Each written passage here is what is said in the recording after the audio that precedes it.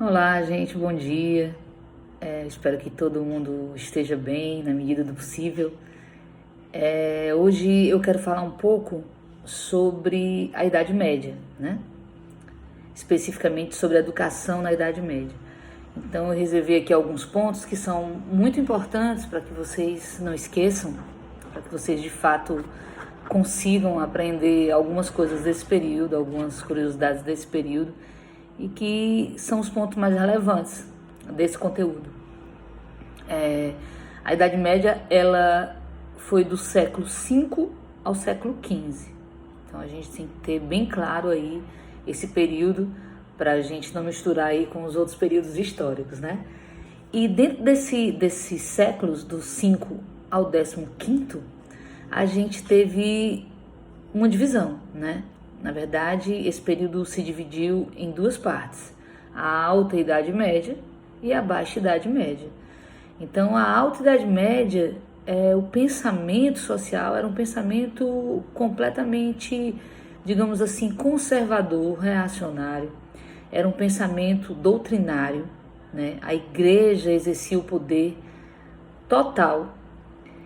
E então, o pensamento, claro, obviamente, que o pensamento tinha que ser regido pelas leis da igreja. Já na Baixa Idade Média, as pessoas começam a buscar suas pequenas revoluções, né?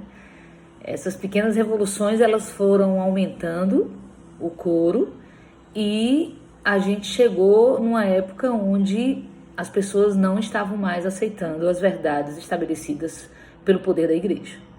Então isso aí vocês têm que ter essa noção, tá? Saber que existiu esses dois momentos dentro da Idade Média e que foram dois momentos opostos, né? Um era onde as pessoas ficavam caladas, aguentando todo o poder exercido pela igreja, e o outro, as pessoas começaram a usar a sua razão, o seu intelecto, e não queriam mais ficar subjugadas a esse poder, certo? O outro ponto é que a sociedade da Idade Média era dividida em estamentos. Vocês lembram que a sociedade egípcia, a sociedade da antiga Grécia, era dividida em sociedade de classes. Já na Idade Média, a gente tinha uma sociedade dividida em estamentos. E o que vem a ser esse estamento? Simples. Uma pessoa que nascia pobre ia morrer pobre. Então a sociedade de estamentos estabelecia esse critério, né? Ia depender de onde você nascia, de qual classe, digamos assim, você pertencia. Então, se você era da classe de ricos, você ia morrer rico, você não ia empobrecer jamais, certo? Então, isso era dado através desse termo, estamento. Era através dos estamentos que a gente tinha aí um destino promissor ou não, certo? Então, e esses estamentos, eles eram divididos em três: o clero, a nobreza e os servos.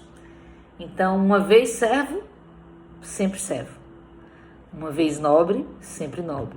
Uma vez da igreja, sacerdote, escriba, sempre sacerdote e escriba. Deu para entender, né? Ok, então, outro ponto que é interessante a gente discutir aqui é no que diz respeito especificamente às formas de educação que a gente tinha naquela época, né? A educação, como eu passei no trabalho anterior para vocês, ela era dividida entre a educação patrística e a educação escolástica. A educação patrística, o principal nome dessa educação, né, que quem mais exacerbava essa ideia dessa educação era o Santo Agostinho. Santo Agostinho defendia um pensamento totalmente dentro dos padrões da igreja, um pensamento religioso, um pensamento teológico, um pensamento teocrático, onde tudo tinha que estar sempre abaixo de Deus, tá? A razão humana no pensamento de Santo Agostinho não era exacerbada, né? Ao contrário, Santo Agostinho defendia a fé. Mas aí, professor Elô, será que Santo Agostinho só tinha essas ideias assim ligadas à religião e pronto, não tinha um pensamento mais evoluído, né, em termos de educação? Claro, Santo Agostinho, ele tinha alguns pensamentos que, para a época, eu considero até revolucionário, né? Porque um dos pontos primordiais aí de Santo Agostinho em relação a essa questão da educação é que ele defendia que o aluno precisava, para se aprender algo, o aluno precisava relacionar esse algo com a sua própria realidade.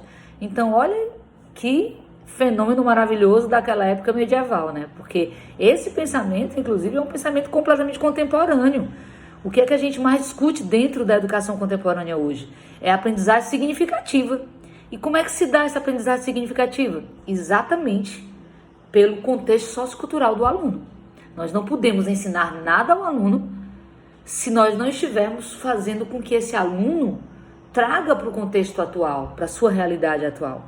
Então, esse pensamento é um pensamento de Santo Agostinho, que se deu na Alta Idade Média, né? Então, no momento onde todo mundo tinha um pensamento conservador, reacionário, totalmente ligado às questões da fé, e Santo Agostinho trouxe a sua revolução, né? Uma revolução que hoje em dia podemos dizer que é uma revolução contemporânea, tá? Então, depois a gente tem aí a educação escolástica, né? Que é a educação que tem como um nome aí principal o Santo Tomás de Aquino, né? Eu digo santo, mas na verdade ele era conhecido como São Tomás de Aquino. Hoje em dia ele é um santo, né? Concebido como santo pela Igreja Católica, assim como também foi o Santo Agostinho. Então, o São Tomás de Aquino, ele já trouxe um diferencial aí para a educação da Idade Média, né? Ele já estava aí dentro desse pensamento da Baixa Idade Média, onde as pessoas não estavam mais aguentando o domínio da igreja, do poder da igreja, e queriam mudar, queriam que a razão humana fosse valorizada, né? Não só a fé, mas todas as obras da humanidade começassem a ter o seu valor. E isso se dava através do pensamento, né? Do pensamento crítico, da razão humana, da inteligência humana. E aí o São Tomás de Aquino foi um grande referencial nessa luta, certo? E aí ele pensou, eu vou poder lutar contra esse poder da igreja? Não, eu não vou poder lutar sozinho contra esse poder da igreja. Então, eu tenho que reconhecer que a razão humana existe, mas que nós também temos a fé. Então, eu posso ser inteligente, e foi isso que ele fez, de fazer com que as pessoas entendam que a fé ela existe e que essa razão ela é subjugada à fé. Ou seja, todas as obras humanas, elas só existem porque existe um poder divino.